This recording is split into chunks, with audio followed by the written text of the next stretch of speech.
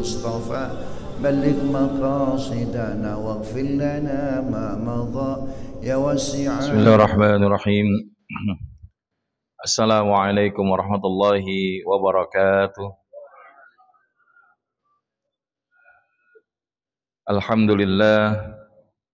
Alhamdulillahilladzi ja'ala ramadhana syahrun mubarak wa syahrul azim wa syahrul maghfirah wa huwa alladzi unzila fihi al-Qur'an hudan lin-nasi wa bayyinatin minal huda wal furqan. Asyhadu an la ilaha illallah wahdahu la syarika lah wa ashhadu anna Muhammadan abduhu wa rasuluhu la nabiyya wa la rasula ba'da. Allahumma salli ala Sayyidina Muhammad ibn Abdillah wa ala alihi wa sahbihi wa mawalah. Amma ba'd, subhanaka la ilma lana illa ma 'allamtana innaka antal alimul hakim. Allahumma faqihna fid din wa 'allimna bit ta'wil bi hikmatika ya rabbal alamin. Fadilatul Qaramun, Bapak Ibu jamaah i'tikaf yang insyaallah diberkahi dan dirahmati Allah Subhanahu wa taala. Izin menyapa kembali di malam hari yang penuh dengan keberkahan ini. Bagaimana kabarnya Bapak Ibu semua? Alhamdulillah. Mudah-mudahan lafaz hamdalah yang sama-sama kita ucapkan menjadi penguat dari kapasitas kesyukuran kita kepada Allah Subhanahu wa taala. Karena ada gambaran perjalanan kesyukuran itu sewujudnya dihadirkan di dalam 3 rukun, yaitu rukun hati, rukun lisan, dan juga rukun perbuatan. Ini yang kemudian disebutkan oleh Syekh Ibnul Qayyim Al-Jauziyah rahimahullah ketika beliau menegaskan mengenai kontekstualitas kesyukuran itu adalah asyukru yakunu bil qalb khudu'an wastikanah. Syukur itu adalah dengan hati, yaitu apa? Dengan merasakan ketundukan dan merasakan ketenangan. Khudu artinya merasa tunduk, meyakini tidak ada sekecil apapun nikmat kecuali itu adalah datangnya dari Allah Subhanahu wa taala. Kita bisa merasakan sop itu enak bukan karena semata-mata lagi lapar, atau kita bisa merasakan sop itu enak bukan semata-mata karena yang masaknya jago, tapi karena Allahnya ngizinin kita bisa merasakan nikmatnya sebuah hidangan. Maka ada satu istilah itu yang sering beredar di kalangan kita itu, makan itu bukan tentang sekedar makan apa, tapi makannya bersama siapa. Maka alhamdulillah tadi sebagian kawan-kawan jamaah bisa menikmati makan malam bersama dengan Syekh dari Palestina, yang hari ini kalau kita dengar kurang lebih daripada 700 saudara-saudara kita kembali menemui kezaliman daripada tentara Zionis dan 1000 lainnya mengalami luka-luka. 700 itu yang syahid. Maka oleh karenanya kita berlindung kepada Allah Subhanahu wa taala. Hari ini kita tidak berada di dalam kondisi sebagaimana saudara-saudara kita di Palestina, yang mana mereka walaupun berhadapan dengan tentara Zionis, tapi mereka tahu bahwa ini malam akhir-akhir Ramadan, maka mereka tetap melakukan aktivitas ibadah dan ketaatan. Kalau kita hari ini, tantangannya bukan boleh jadi dari tentara Zionis, tapi melawan kantuk kita, melawan nafsu dan syahwat kita. Bahkan ketika kita bilang, wah ini hari ini liburan telah tiba, ya kan? Bahkan bahasanya makin dibuat aktivitas-aktivitas di akhir Ramadan itu bukan dengan yang produktif, tapi justru mengabaikannya dengan perkara-perkara yang ghaflah ataupun melakukan kelalaian-kelalaian. Maka khudu'an wastikanah, dia merasakan tunduk kepada Allah. Wastikanah, wastikanah itu apa? Merasakan tenang. Tenang, kalau bahasanya memang itu rezekinya, maka dia tidak akan melewatinya. Tapi kalau itu memang bukan miliknya, walaupun dikejar biar bagaimanapun, maka itu tidak akan diperolehnya. Karena apapun yang hari ini kita dapatkan, itu sudah berada di dalam takaran. La yukallifullahu nafsan illa wus'aha. Dan bahasanya Allah tidak membebani seseorang itu kecuali dengan kadar kesanggupannya. Dan ini juga menjadikan bahwa apa? Bahwa Allah Subhanahu wa taala melapangkan, menyempitkan rezeki itu ya suka-sukanya Allah. Awalam ya'lamu anna Allah yabsutur rizqa liman yasha'u wa yaqdir. Jadi kalau kita lihat dan kita sadar bahwa mau-maunya Allah, mau bukain kita rezeki, nggak bukain kita rezeki, yang penting kita masih dilihat sama Allah, itu adalah karunia, betul atau tidak? Makanya kita akan menjadi tenang. Tenang karena apa? Karena rezeki itu sudah tertakar, nggak akan mungkin tertukar. Dan kalau kita yakin akan hal itu, hidup kita nggak akan ngoyo, Bapak Ibu. Apa istilahnya ngoyo itu? Jadi bahasanya nggak akan maksa. Dia akan melakukan yang terbaik, tapi di satu sisi menyerahkan segala hasilnya itu kepada Allah Subhanahu wa taala. Inilah yang disebut dengan tawakal. Wa 'ala rabbihim yatawakkalun. Dan hanya kepada Rabbnya sajalah mereka berserah. Total bergantung hanya kepada Allah. Maka orang-orang yang hidupnya bersyukur itu tenang. Secara kondisi hati, secara lisannya, thana'an wa'tirafan. Dia akan banyak memuji-muji dan mengakui. Memuji-muji Allah, apapun yang kita dapat, ucapkan alhamdulillah. Dan kalau kita sadar bahwa ternyata ucapan alhamdulillah itu memiliki dampak yang luar biasa. Salah satunya Dr. Doman Ali Khan pernah mengatakan, if we will to the people of alhamdulillah, we wouldn't find time, energy, or motivation to complain. Kalau kita betul-betul menjadi manusia alhamdulillah, kita tidak akan pernah menemukan tenaga, waktu, ataupun motivasi untuk mengeluh di dalam hidup kita. Cuma kalau kita hari ini mau jujur, hidup kita nih seharian aja, banyakan syukurnya apa banyakan ngeluhnya? Alhamdulillah sadar ya kan. Kira-kira banyakan ngeluh yang mana? Yang duduknya nyender apa kagak nyender? Kok Ustaz bawa-bawa senderan ya? Maka teman-teman, Bapak Ibu jamaah i'tikaf yang insya Allah dirahmati Allah Subhanahu wa taala, karena kita belajar dari Rasulullah sallallahu alaihi wasallam, Nabi ketika diberikan sesuatu yang memang sebagaimana yang ia inginkan, yang beliau sukai, maka Nabi mengucapkan alhamdulillahilladzi bi ni'matihi tatimmus shalihat. Tapi ketika Nabi sallallahu alaihi wasallam mendapati tidak sesuai dengan apa yang beliau inginkan, atau mungkin sesuatu yang tidak ia sukai, maka Nabi tetap mengucapkan alhamdulillah walaupun dengan redaksi yang sedikit agak berbeda. Alhamdulillahi ala kulli hal. Bahkan ada seorang Nabi dan Rasul yang ketika dapat masalah, musibah, justru mengucapkan alhamdulillah. Pertanyaannya, Nabi siapa Bapak Ibu? Insya Allah yang bisa jawab dapat tambahan 1 mangkok sopnya lagi. Kalau masih ada ya. Nabi Ayub, apa bacaan doanya? Nah itu dia Ustadz, makanya tadi saya nggak mau jawab ya kan. Nanti kalau jawab nanti ditanya apa yang dibaca. Ya, jadi yang dibaca adalah alhamdulillahilladzi huwa a'tani wa akhadani. Segala puji hanya milik Allah, Allah yang ngasih dan Allah juga yang ngambil. Jadi ketika informasi sampai kepada Nabi Ayub alaihissalam, ya Ayub, anak-anakmu wafat semua karena wabah. Alhamdulillahilladzi huwa a'tani wa akhadani. Ya Ayub, hartamu habis terbakar. Maka apa jawaban Nabi Ayub? Alhamdulillahilladzi huwa a'tani wa huwa akhadani. Maka kalau kita lihat, inilah para nabi dan rasul. Dalam setiap keadaan apapun mereka mengucapkan alhamdulillah. Bahkan wa'tirafan, ini levelnya lebih tinggi lagi. Yaitu apa? Mengakui bahwa tidak ada yang hari ini kita miliki kecuali itu adalah kehebatannya Allah.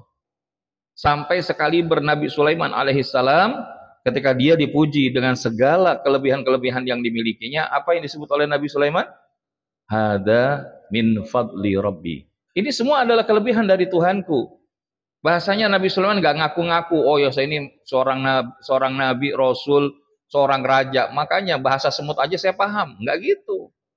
Tapi justru kemudian ketika mendengar suara pasukan semut, agar mereka kemudian menghindar dari jalan yang akan dilalui oleh Nabi Sulaiman beserta tentaranya, maka Nabi Sulaiman tersenyum dan berdoa, Rabbi auzi'ani an ashkura ni'mataka allati an'amta 'alayya wa 'ala walidayya wa an a'mala salihan tardah wa aslih li fi dhurriyyati wa inni tubtu ilaika wa adkhilni bi rahmatika fi 'ibadikas salihin. Coba lihat. Inilah Nabi Sulaiman alaihissalam. Maka kita mengakui. Jadi kalau hari ini pencapaian apapun, Kemudian kita bilang, ya wajar lah Ustaz, saya kan udah kerja puluhan tahun, masa iya nggak mencapai ini? Maka hati-hati, jangan sampai hidup kita itu bersandar dengan amal. Apa ciri orang bersandar dengan amal? Maka ketika dia sudah berusaha dengan apa yang ingin dia capai melalui pekerjaannya, tapi ternyata tidak sesuai dengan apa yang dia harapkan, maka dia memiliki kekecewaan yang luar biasa mendalam.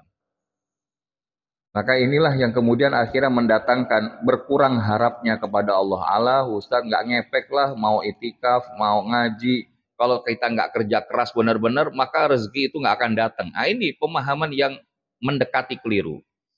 Kenapa dikatakan mendekati keliru? Pekerjaan itu hanya sekedar salah satu wasilah. Karena wasilah mendapatkan rezeki itu nggak harus hanya bekerja. Hanya saja Islam tidak mengajarkan umatnya menjadi pemalas. Maka satu waktu Sayyidina Umar pernah mendapati ada seorang muslim i'tikaf di masjid, kemudian setelah itu dia berdoa, ya Allah turunkanlah rezeki darimu, turunkanlah rezeki darimu. Tapi dia gak mau kerja. Maka apa yang dilakukan? Sayyidina Umar mengusir orang itu karena apa? Islam gak butuh pemalas. Namun ala kulli hal, maka inilah dalam konteks kesyukuran kita wujudkan juga di dalam perbuatan. Wabil jawarih, yaitu dengan apa? Ta'atan wan qiyadan, yaitu dengan taat dan patuh kepada Allah Subhanahu wa taala. Syekh Abu Hazim rahimahullah menyebutkan, kullu ni'matin la yuqarribu ila Allah azza wa jal fahiyal baliyah. Setiap nikmat yang tidak digunakan di dalam rangka mendekatkan diri kepada Allah Subhanahu wa taala, maka itu hanya akan menjadi musibah, Bapak Ibu. Maka termasuk kalau hari ini di antara nikmat yang besar Allah berikan kepada kita, nikmat apa Bapak Ibu? Bertemu dengan Ramadan. Karena ini nikmat yang bahasanya bukan hanya sekedar pemberian, tapi juga keterpilihan. Tahun lalu boleh jadi ada ahli keluarga kita yang masih bareng-bareng dengan kita. Guru-guru kita, sahabat-sahabat kita, rekan kerja kita yang boleh jadi mereka lebih baik dan lebih soleh dari kita. Namun pada hari ini bisa jadi sebagian di antara mereka telah berpulang di sisi Allah Subhanahu wa taala. Sementara kita masih diizinkan.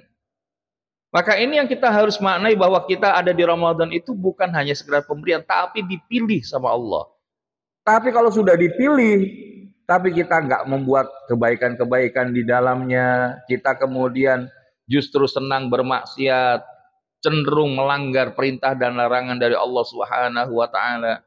Ini adalah sebagai bentuk ketidaksyukuran seorang manusia kepada Allah Subhanahu wa taala. Maka oleh karena itu kalau kemudian saya boleh nanya kepada Bapak Ibu, boleh nanya enggak? Apa sih yang kita dapatkan sampai dengan malam ke-22 Ramadan hari ini? Dari Ramadan ini apa yang sudah kita dapatkan Bapak Ibu? Apa yang sudah kita dapatkan? Alhamdulillah Ustaz, sop ya kan. Nasi kebuli ya. Apa sebatas itu? Tentang bagaimana menu buka yang luar biasa, Bapak Ibu. Salah satu di antara yang kita ingin dapatkan di Ramadan itu bisa jadi THR. Tapi THR-nya bukan tunjangan hari raya. T-nya tuntaskan puasa Ramadannya sampai akhir. H-nya hiasi Ramadan dengan doa, zikir, taubat dan membaca Al-Quran. Sementara R-nya rayakan Idul Fitri dengan bahagia dan sederhana. Ulang-ulang Ustadz ya kan, belum buat update status ya. Jadi kalau kita bahasakan sebetulnya di antara yang kita dapatkan di Ramadan ini, jujur aja Bapak Ibu. Ngerasain ada rasa bahagia nggak kita ketemu Ramadan ini? Sampai hari ke sekarang ini ada rasa bahagia nggak Bapak Ibu? Bahagia kenapa? Ya itu Ustaz dapat THR ya. Ya, bahkan sekarang alhamdulillah hilalnya sudah terlihat Bapak Ibu. Jangan ngomong hilal Ustaz sudah habis ya kan itu. Tapi kalau kita lihat ternyata di antara kebahagiaan yang kita dapatkan di Ramadan itu yang pertama apa? Happiness getting closer to Allah. Merasakan kebahagiaan bahwa kita itu merasakan semakin dekat sama Allah. Coba deh. Kapan waktu yang paling sering banyak kita berdoa kepada Allah? Selain dalam kondisi kita sakit, ditimpa musibah, secara dalam kondisi normal. Pada waktu kapan Bapak Ibu? Ramadan. Kenapa kita pengen banyak doa di Ramadan? Karena Allahnya menjanjikan melalui nabinya yang mulia bahwa apa? Salasatun la turaddu da'watuhum. Ada 3 kelompok orang yang dia tidak akan ditolak doanya. Siapa? as-shaim hatta yuftira. Di antaranya adalah puasa, orang yang puasa sampai dia berbuka. Ada juga as-shaim hina. Bagaimana dia bahasanya orang puasa itu? Hina yuftara, yaitu bagaimana dia saat akan berbuka puasa. Jadi saat dia lagi puasa sampai dia buka, dan ada orang yang pas lagi akan buka puasa, itu doanya dikabul sama Allah. Apalagi nanti insya Allah di sepertiga malam terakhir, Allah tabaraka wa ta'ala merendahkan arasnya di atas langit dunia. Seraya mengatakan, di manakah yang meminta kepadaku akan aku beri. Siapa yang berdoa kepadaku akan aku ijabah. Siapa yang mohon ampun kepadaku akan aku ampuni. Makanya ketika kita sholat malam Bapak Ibu, mohon maaf, ada banyak di antara kita kejar target, yang penting kita baca hafalannya. Tapi nggak nyampe di dalam rasa yang kita nikmati di dalam sholat malam itu. Ini saya lagi sambil menyiapkan materi training besok itu secara online, meaningful tahajud. Bagaimana kita bisa merasakan healing dalam hening. Pada saat kita tahajud itu bukan cuma sekedar kita lagi murojaah hafalan. Tapi bagaimana kita menikmati ngobrol ke Allah. Pertanyaannya, kita udah ngerasain belum kalau kita giliran tahajud itu, ataupun minimal sholat taraweh, itu kita lagi ngobrol ke Allah, ngerasain nggak Bapak Ibu? Bahkan kadang-kadang kita malu juga. Begitu kemudian ada yang jadi meme sampai ke luar negeri itu apa? Ketika ada yang mimpin sholat taraweh kecepatannya 100 km per jam. Ada yang 300 km per jam. Ada yang bahasanya bahkan melebihi kecepatan cahaya. Gimana tuh melebihi kecepatan cahaya? Bismillahirrahmanirrahim. Dolin. Wah, ini gak ada kedengeran tiba-tiba dolin ya. Ini kecepatan cahaya. Padahal dalam satu hadis qudsi disebutkan, pada saat seorang hamba itu mengucapkan setelah lafaz basmalah, alhamdulillahi rabbil alamin. Kata Allah, hambaku lagi muji aku. Ar-Rahmanir Rahim. Hambaku muji aku lagi. Maliki yaumiddin. Ini hambaku muji lagi. Iyyaka na'budu wa iyyaka nasta'in. Nah, ini antara aku dan hambaku. Apa nih yang dia minta? Ihdinas siratal mustaqim. Siratal ladzina an'amta 'alaihim ghairil maghdubi 'alaihim waladdallin. Maka saya berikan apa yang dia minta. Makanya baca Fatihah itu dinikmati Bapak Ibu. Tapi Ustadz, saya kan nggak bisa bahasa Arab. Itu dia. Udah tahu kita nggak bisa bahasa Arab, nggak mau belajar lagi bahasa Arab. Betul apa Kak? Makanya dalam setiap sholat kita, banyak di antara kita itu sholat baru sekedar gerakan lisan dan gerakan badan. Tapi belum melibatkan gerakan hati dan jiwa. Sehingga akhirnya sholat kita itu menjadi sholat yang artificial. Yang masih, mohon maaf, banyak yang kita sebut kamuflase. Faktanya begini, ada nggak Bapak Ibu mendapati orang yang rajin sholat tapi masih suka bohong? Ada nggak? Ada orang rajin sholat tapi kok korupsi? Ada nggak? Ada yang istilahnya sholat tapi masih maksiat? Ada? Padahal kalau dia betul-betul sholatnya benar, apa janji dari Allah? Inna sholata tanha anil fahsya'i wal munkar. Tapi kenapa kok sholat kita hari ini belum mencegah kita dari perbuatan keji dan mungkar? Karena boleh jadi sholat kita masih belum sebenar-benarnya sholat. Maka Bapak Ibu, di Ramadan ini kita belajar bagaimana semakin ngedekat ke Allah. Karena ini banyak orang yang kemudian mengatakan, saya tahu Allah, tapi nggak banyak yang kenal dengan Allah. Banyak di antara kita yang bicara tentang Allah, tapi nggak banyak yang bicara dengan Allah. Maka di dalam kesempatan Ramadan ini bahkan kita merasakan kebahagiaan. Following the rule. Mengikuti teladan Nabi kita Muhammad sallallahu alaihi wasallam. Puasa kita, sholat kita, sedekah kita, kesibukan kita. Termasuk di 10 akhir Ramadan ini. Tadi Syekh sudah menyebutkan. Bagaimana kemudian Rasulullah itu bukan sekedar mengecangkan ikat pinggang. Menaikkan sarung. Nah, kalimatnya gitu. Maksudnya menaikkan sarung apa? Sementara meninggalkan hubungan suami istri. Walaupun boleh. 187 surat Al-Baqarah itu boleh. Wahillalakum alayah itu ya. Boleh itu. Tapi Rasulullah ketika 10 malam terakhir memfokuskan bagaimana ngedeketin ke Allahnya itu. Apa pernah kita dapetin riwayat Rasulullah 10 malam terakhir lagi nyari baju lebaran, Bapak Ibu? Apa pernah Rasulullah nyontohin mudik gitu ke kampung halaman gitu? Apa Ibu, kita ini sudah terjebak dengan kebiasaan yang kemudian seakan-akan kalau kita nggak melakukan itu menjadi satu dosa buat kita. Aduh Ustadz, kapan lagi kalau saya kemudian ada kesempatan libur lebaran nggak mudik? Padahal waktu-waktu di 10 malam terakhir ini mahal Bapak Ibu. Kalau bahasanya dikonversi dengan banyaknya biaya yang kita sanggup, rasanya Bapak Ibu pun juga nggak akan sanggup. Makanya Nabi membahasakan fihi lailatun khairum min alfi syahr.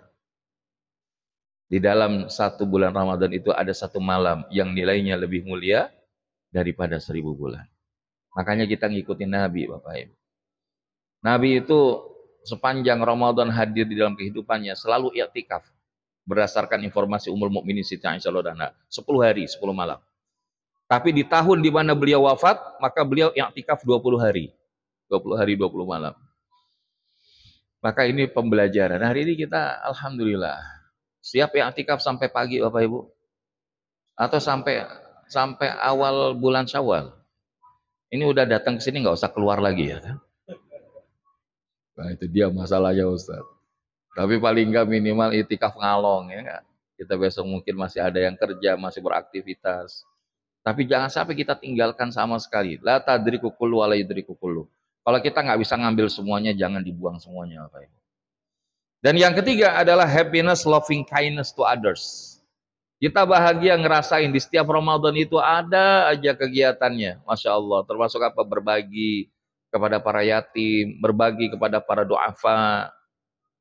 Bahkan tadi kita bisa merasakan bagaimana saudara kita di Palestina ketika kemudian dihimbau. Setiap kita merasa tergerak. Karena siapa yang dia tidak peduli dengan urusan saudara muslim lainnya, bisa jadi dia bukan bagian dari umat muslim. Man lam yahtamma bi amril muslimin falaysa minhum. Barang siapa yang tidak peduli dengan urusan orang beriman lainnya, orang muslim lainnya, maka dia bukan bagian dari umat Islam. Bapak Ibu jamaah yang i'tikaf yang dirahmati Allah Subhanahu wa taala. Makanya mereka orang-orang yang dia semakin dekat sama Allah, mengikuti Nabi Shallallahu alaihi wasallam, sayang kepada sesama, itu dekat dengan keajaiban. Keajaiban apa? Keajaiban pertolongannya Allah Subhanahu wa taala. Yang menarik kalau bicara tentang dua kaki yang menjadi penopang dari keajaiban hadirnya pertolongan Allah di dalam hidup kita adalah iman dan takwa. Inilah dua kaki keajaiban yang gak akan bahasanya saling meninggalkan satu yang lain dan bahkan dianggap sempurna satu bagian tanpa satu yang lain. Tidak. Iman atau tauhid tanpa ketakwaan atau amal saleh itu ibarat berjalan dengan satu kaki. Jika tidak dibuah cepat atau lambat pasti akan rusak juga. Ya. Maka oleh karena itu Bapak Ibu, Allah tidak menerima iman tanpa amal perbuatan dan tidak pula menerima amal perbuatan tanpa iman. Dan orang-orang yang nggak rugi itu kan siapa? Illalladzina amanu wa amilus salihati wa tawasaw bil haqqi wa tawasaw bis sabr. Yaitu orang-orang yang beriman dan beramal saleh. Dan kita merasakan bahwa iman dan amal soleh ini tertempa dengan luar biasa ketika kita berada di bulan suci Ramadan. Makanya ketika kita puasa, kita mencontoh atau mengikuti filosofi puasanya ular apa ulat Bapak Ibu? Ular atau ulat? Nah, ulat. Kenapa ulat? Karena yang namanya kalau puasa ular pakai huruf R, dia ganti kulit, itu puasa, nggak makan, nggak minum. Walaupun di depannya ada seekor anak ayam yang kecil, imut dan menggemaskan, dia nggak akan terekam Bapak Ibu. Tapi begitu sudah selesai, ganti kulitnya, begitu lewat itu anak ayam dimakan apa enggak? Makan. Apa berubah namanya ular jadi ular gitu? Tetap namanya ular juga. Tapi yang namanya ulat, awalnya itu menjijikkan. Nggak ada orang senang miara ulat, betul apa nggak? Tapi begitu kemudian dia ditempa di dalam kepompong. Nggak makan, nggak minum dalam waktu yang Allah tentukan. Dan kemudian dia berupaya untuk bisa keluar dengan perjuangan. Maka hadirlah sosok makhluk yang baru bernama kupu-kupu. Nah kalau bicara kupu-kupu, lebih menarik dilihat kupu-kupu apa ulet? Jalannya lebih fleksibel ulet apa kupu-kupu? Ulet ngesot, ya kan? Kupu-kupu terbang. Maka begitu juga penggambaran seorang yang dia puasa di Ramadan.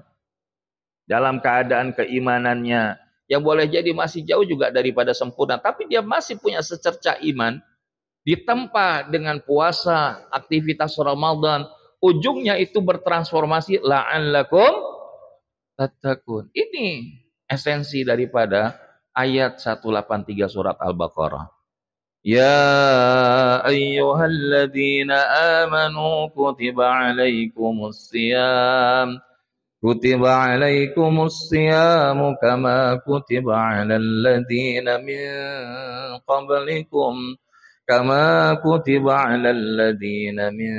qablikum la'allakum tattaqun.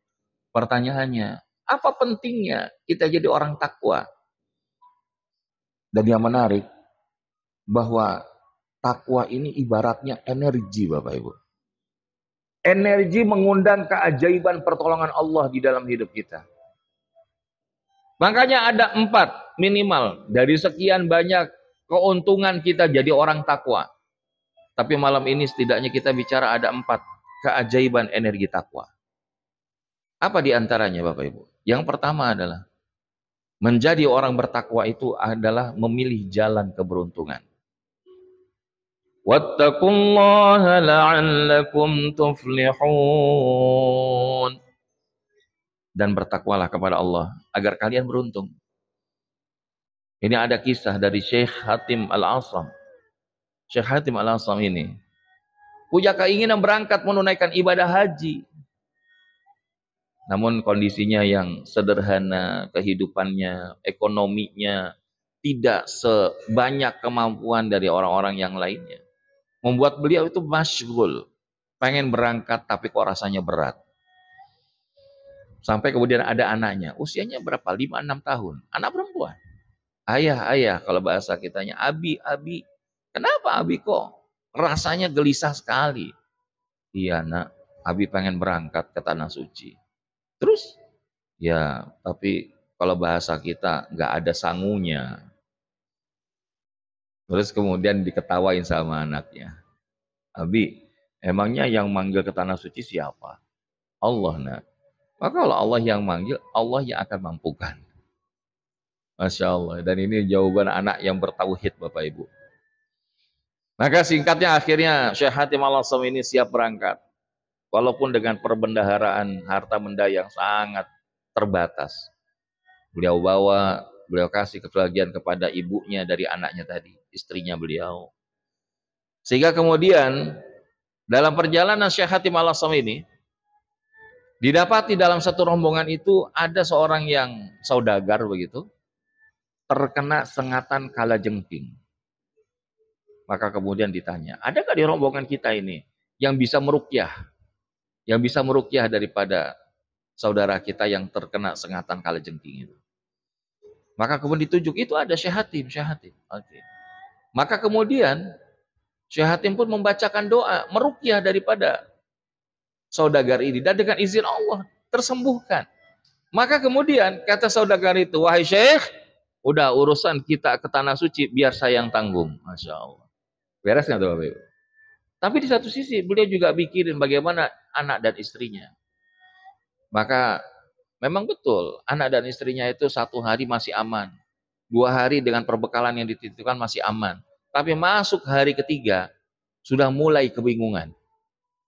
Sampai kemudian ibunya itu ngeliatin, wah dari mana lagi istilahnya bahan baku utama untuk mulai masak. Udah nggak ada. Tapi begitu kemudian ditanya sama anaknya, Bunda kenapa? Umi kenapa? Disebutkan gitu. Dan kemudian ketawa. Loh, kamu ini kok bukannya ikut prihatin gara-gara bapakmu itu ya. Tapi kemudian ya tenang aja Bu. Kan Allah yang menggenggam rezeki. Pasti Allah akan kasih. Yang penting benerin dulu takwa kita ke Allahnya. Itu. Maka kemudian tak lama terdengar ada satu ketukan di pintu bagian luar.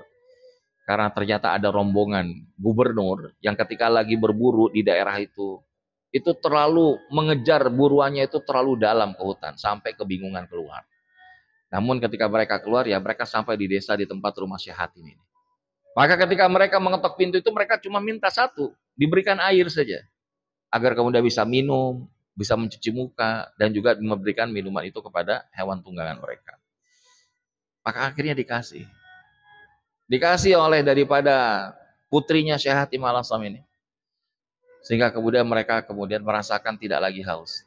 Dan kemudian ada pimpinan mereka itu bilang, kalau tidak salah, di sini ada seorang aulia Allah, walinya Allah di sini. Bukankah di sini ada daerah Syekh Hatim Al-Asam? Maka dijawab oleh anaknya, betul Pak. Ini rumahnya beliau. Lalu di mana nak ayahmu itu? Ya ayah sedang berangkat pergi haji. Maka saat itu kemudian si saudagar tadi bilang gini, ya, wahai segenap kerabatku, pasukanku, keluarkan semua dompet kalian.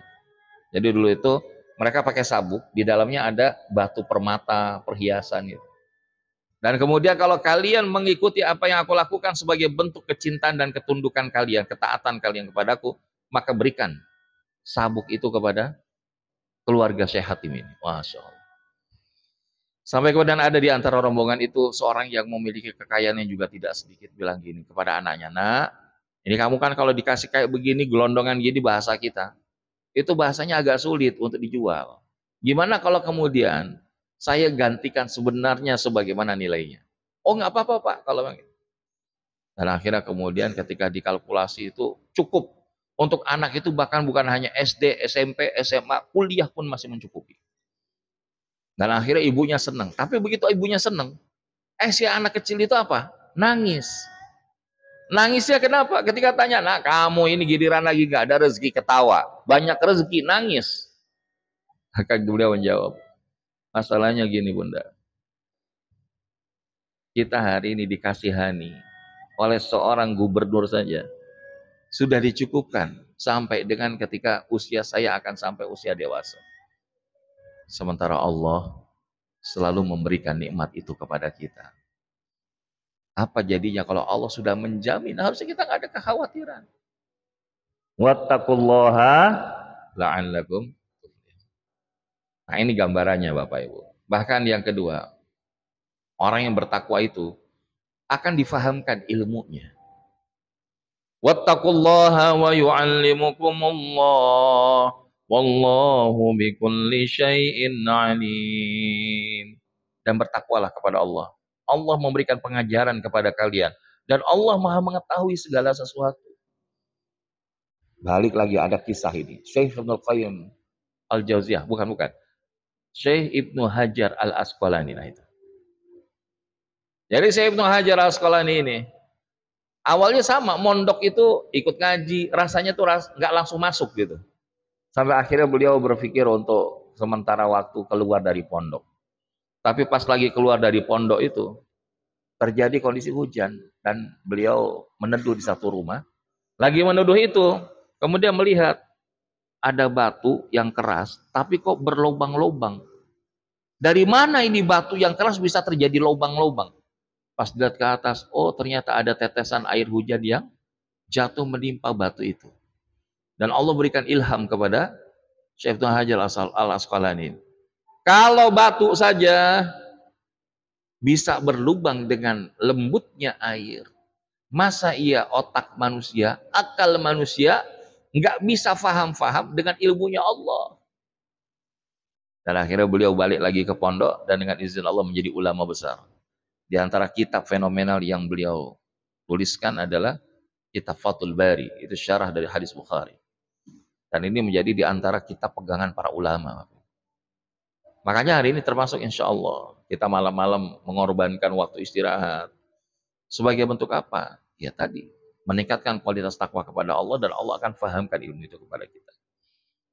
Bahkan bukan hanya itu, orang-orang yang bertakwa itu akan diberikan solusi di dalam jalan kehidupannya. Tugas kita bukan menyelesaikan masalah, Bapak Ibu.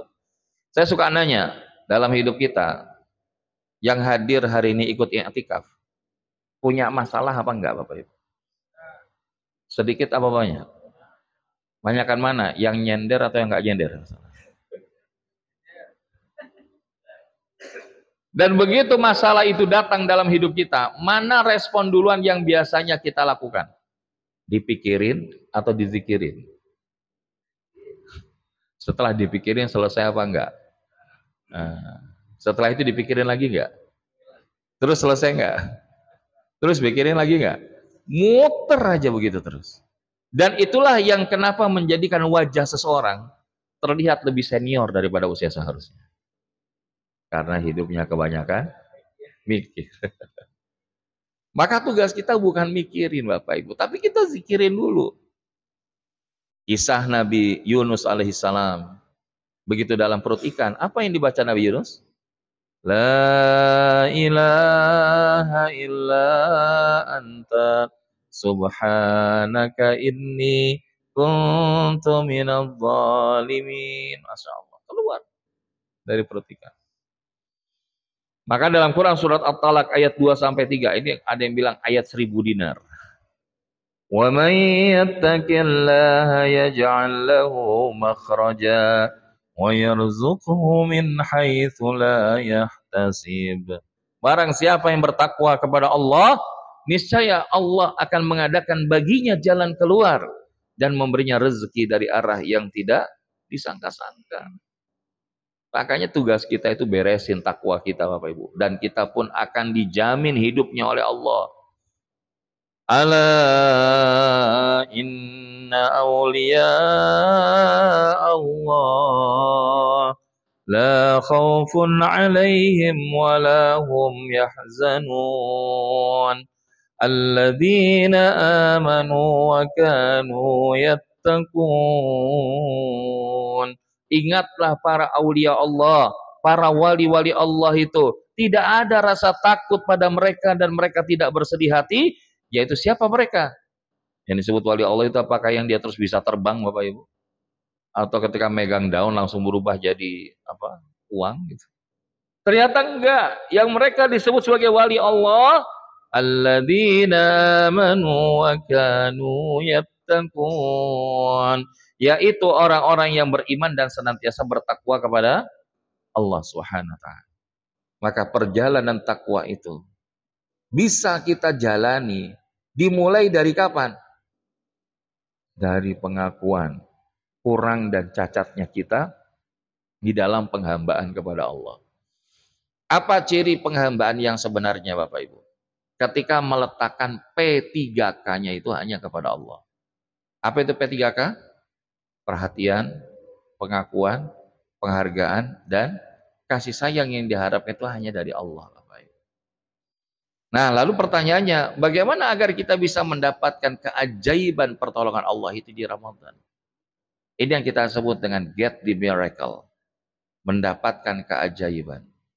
Just following the way and you will get amazed. Kuncinya sederhana. Ikuti jalannya, maka kalian akan mendapatkan hal yang luar biasa. Sebagaimana kalau kita merujuk di dalam Quran surah Ali Imran ayat ke-152 atau 112. Bahwa di situ ada dua dimensi takwa. Apa saja Bapak Ibu? Hablum minallah wa hablum minan nas. Ini ada dimensi ritual, dimensi sosial. Terlebih ketika kita hari ini berada di dalam akhir-akhir malam bulan suci Ramadan, maka harusnya semangat kita itu semakin hebat. Karena orang-orang yang mengerjakan amal saleh, maka dia akan dapat hayatan thayyibah, kehidupan yang baik, bahkan diberikan balasan di surga lebih baik dari apa yang mereka kerjakan. Asalkan apa? Mereka sadar bahwa takwa itu bukan sekedar merek baju koko, Bapak Ibu. Atau takwa itu terjebak kepada atribut harus pakai begini begitu, enggak, Bapak Ibu. Nabi SAW menyebutkan at-taqwa hahuna.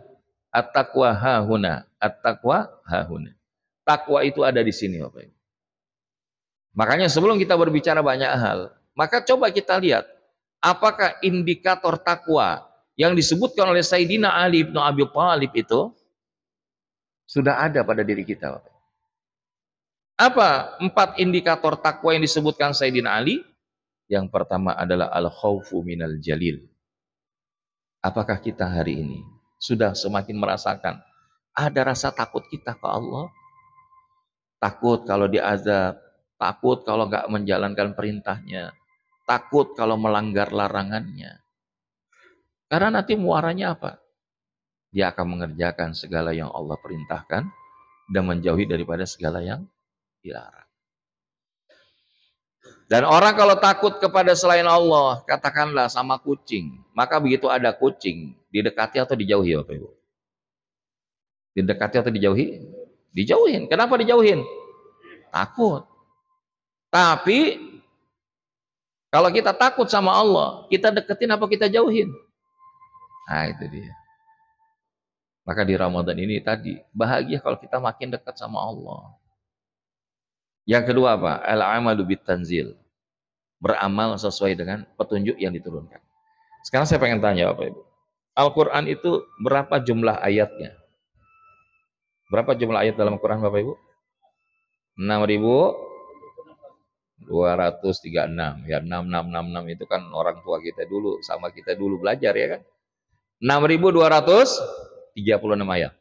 Dari 6.236 ayat sampai usia kita hari ini berapa ayat yang sudah kita hidupin? Oh gitu Ustaz nanyanya. Iya. Pernah ada yang nanya kepada Ummul Mukminin, bagaimana akhlak Nabi? Maka dijawab Ummul Mukminin Siti Aisyah, kana khuluqun Nabi sallallahu alaihi wasallam Al-Qur'an. Akhlak Nabi sallallahu alaihi wasallam itu adalah Quran. Nabi itu the walking Quran. The walking Quran. Karena apa? Mengamalkan apa yang Allah perintahkan. Yang ketiga, ar-ridha bil qalil. Dia ridha terhadap pemberian yang sedikit, walaupun itu bahasanya sedikit dari Allah SWT. Karena siapa yang dia tidak bisa mensyukuri yang sedikit, maka dia nggak akan bisa bersyukur yang baik.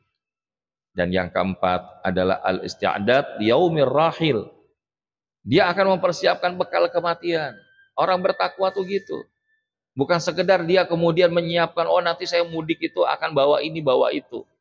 Tapi kita akan mudik di kampung akhirat selamanya. Pertanyaannya, sudah kita siapin bekal apa belum Bapak Ibu? Maka disinilah kita belajar ada 3 level takwa Bapak Ibu. Didasari dari satu firman Allah, Qur'annya surah Al-Ma'idah ayat 35. Bismillahirrahmanirrahim. Ya ayyuhalladzina amanu taqullaha wabtaghu ilaihil wasilah wajahidu fi sabilihi la'allakum tuflihun. Wahai orang-orang yang beriman, bertakwalah kalian kepada Allah, carilah wasilah, jalan untuk mendekatkan diri kalian kepadanya, dan berjihadlah, berjuanglah di jalannya agar kalian beruntung. Bertakwa, cari wasilah, berjihad. Maka ini 3 level takwa Bapak Ibu. Kalau kita baru bahasanya menjauhi segala larangan, mengerjakan segala perintah, itu namanya starter. Kita lakukan yang memang harusnya kita lakukan. Tapi ada yang bahasanya bukan hanya di level starter, tapi dia akan mencari wasilah. Mencari wasilah yang itu akan mendekatkan dirinya kepada Allah. Salah satunya sahabat Bilal. Kita belajar dari sahabat Bilal. Waktu Nabi SAW Isra Mi'raj, suara sendalnya Bilal itu sudah kedengaran di surganya Allah. Maka begitu pulang ditanya, ya Bilal, apa yang kau buat sampai kemudian dapat kemuliaan ini dari Allah? Ya saya nemenin engkau berjuang ya Rasulullah. Berada di belakang dirimu saat engkau menjadi imam. Mengumandangkan azan. Tapi kata Nabi kepada sahabat Bilal tadi, ya, lalu apa lagi? Oh ya, ada lagi sih ya Rasulullah. Salah satunya saya selalu berupaya menjaga wudhu, hifdzul wudhu. Kalau saya kemudian batal, saya kemudian perbaiki wudhu, kemudian sholat sunnah 2 rakaat. Tadi itu Masya Allah Bapak Ibu. Ini yang kita sebut amalan rahasia. Jangan sampai kita nggak punya amalan rahasia. Yang ketiga adalah level worker, wajihadu fisabiri. Ya, bahasanya tadi. Wabtagu ilaihil wasilah wajahidu fisabiri la'allakum tuflihun. Bagaimana kemudian kita berjuang di jalan Allah Subhanahu wa taala itu dengan keberuntungan. Jadi kalau kita membahasakan daripada wajahidu fisabili, ini level worker. Satu sisi 30 hari kita berRamadan, ringan atau berat Bapak Ibu? Ringan atau berat? Bisa jadi berat, betul? Tapi yang menarik, dibandingkan 11 bulan di luar Ramadan, mana yang lebih berat? Nah, jadi oleh karena itu insya Allah, yuk kita targetin, selesai Ramadan jangan berhenti sedekahnya. Selesai Ramadan jangan berhenti qiyamul lailnya. Selesai Ramadan jangan berhenti doanya. Karena justru ketika kita berada di 10 malam terakhir, Nabi SAW mengingatkan, innamal a'malu bil khawatim. Sesungguhnya amalan itu tergantung pada penutupnya. Kita udah rajin dari waktu-waktu muda, sekarang males-malesan. Wafat, ya udah dicatat di dalam sebagaimana dia meninggal. Maka ada beberapa poin. Berbuat baiklah di sisa-sisa Ramadan, niscaya kalian akan diampuni kesalahannya yang telah berlalu, maka manfaatkanlah hari-hari yang tersisa karena Anda tidak tahu kapan bisa meraih rahmat Allah. Ini yang diungkapkan oleh Imam Hasan Al-Basri rahimahullah. Dan di satu sisi, jangan sampai kita kalah dengan kuda pacu Bapak Ibu. Kuda pacu itu ya tadi, mendekati garis finish. Dikeluarkan semua energinya agar bisa mencapai kemenangan di situ. Maka kita merasakan nggak sih Bapak Ibu, kalau di Ramadan itu Allah itu begitu sayang dan cinta kepada hambanya. Karena di antaranya apa? Allah memberikan kepada kita Ramadan, Allah memberikan kita Quran, dan Allah bahkan menghadirkan kita Lailatul Qadar. Pertanyaan, pengen kita dapat Lailatul Qadar Bapak Ibu? Pengen apa enggak? Kalau Ustadz malam ini malam genap, yang namanya kita memburu Lailatul Qadar bukan cuma yang ganjil doang, tapi yang genap juga kita optimalkan. Karena ada 3 tipe orang ketika dia menyambut Lailatul Qadar. Yang pertama apa? Enggak ngaruh, mau Lailatul Qadar kek, enggak kek. Apa adanya, ya udahlah. Kita kalau kemudian mau itikaf aja lah, nggak usah pakai berjamaah tahajud. Nah itu. Tadi siang itu ada seorang jamaah nanya, Ustadz, bagaimana hukumnya sholat tahajud berjamaah? Ya saya bilang, Rasulullah mencontohkan bersama dengan para sahabat. Abdullah ibnu Abbas, Abdullah ibnu Mas'ud, Zaid bin Thabit, Salman Al-Farisi. Itu ya Rasulullah SAW melakukan itu. Walaupun kalau bahasa apakah Rasulullah pakai mic, yang mungkin zaman itu belum ada. Tapi ketika lihat bahwa yang paling baik, tipe orang menyambut Lailatul Qadar itu adalah yang terbaik. Salah satunya apa? Dalam konteks memaknainya. Karena i'tikaf itu adalah pit stop Bapak Ibu. Pit stop dari Ramadan kita. Pernah lihat mobil balap Bapak Ibu? Lagi balapan supaya kemudian tetap bagus bannya, bensinnya, kemudian mengemudinya, apa yang harus dilakukan? Apa yang harus dilakukan? Nah, jadi kalau kita memaknai itu, ini akan mendatangkan kebaikan-kebaikan di sisi Allah Subhanahu wa taala. Jadi i'tikaf itu adalah pit stop Ramadan. Mobil balap yang tadi dia masuk ke pit stop, itu akan berpeluang menang lebih tinggi daripada mobil yang enggak masuk pit stop. Karena apa? Bisa jadi overheating, bisa jadi bannya sudah aus, dan lain sebagainya. Maka Allah jadikan bahwa 10 malam terakhir ini adalah di antara momentum bagaimana kita mendekat kepada Allah Subhanahu wa taala. Salah satunya dengan i'tikaf. Karena i'tikaf secara bahasa artinya menetap pada sesuatu. Secara syar'i i'tikaf berani menetap di masjid dengan tata cara yang khusus disertai dengan niat. Dan Ibnul Mundir rahimahullah mengatakan para ulama sepakat bahwa i'tikaf itu sunnah, bukan wajib kecuali jika seorang mewajibkan bagi dirinya bernazar untuk melaksanakan i'tikaf. Dan Nabi SAW beriktikaf pada 10 hari akhir dari Ramadan hingga wafatnya, kemudian istri-istri beliau pun beriktikaf setelah kepergian beliau. Inilah dalil bahwa bahkan kaum ibu pun dibolehkan untuk ikut i'tikaf. Dan mudah-mudahan insya Allah malam ini walaupun bukan malam ganjil, kita ingin merasakan bagaimana Allah saat ini sedang menatap dan mendengarkan kita. Maka di antara doa yang kita panjatkan, Allahumma ati nafsi taqwaha wa zakkiha anta khairu man zakkaha anta waliyuha wa maulaha. Ya Allah, datangkanlah kepada jiwaku ini ketakwaannya dan bersihkanlah jiwaku ini. Engkaulah sebaik-baik yang dapat membersihkannya, engkaulah pelindungnya dan juga Robnya. Mudah-mudahan kita masih bisa menikmati malam 22, 23, 24, 25 sampai dengan awal bulan Syawal. Yang kita cari hanya semata perhatian Allah. Karena sungguh sedetik pandangan Allah jauh lebih berharga dibandingkan sejuta pujian manusia kepada kita. Wallahu muwaffiq ila aqwamit thoriq. Hadanallahu wa iyyakum ajmain. Wassalamualaikum warahmatullahi wabarakatuh. يا ربي بالمصطفى بلغ مقاصدنا واغفر لنا ما مضى يا واسع الكرم.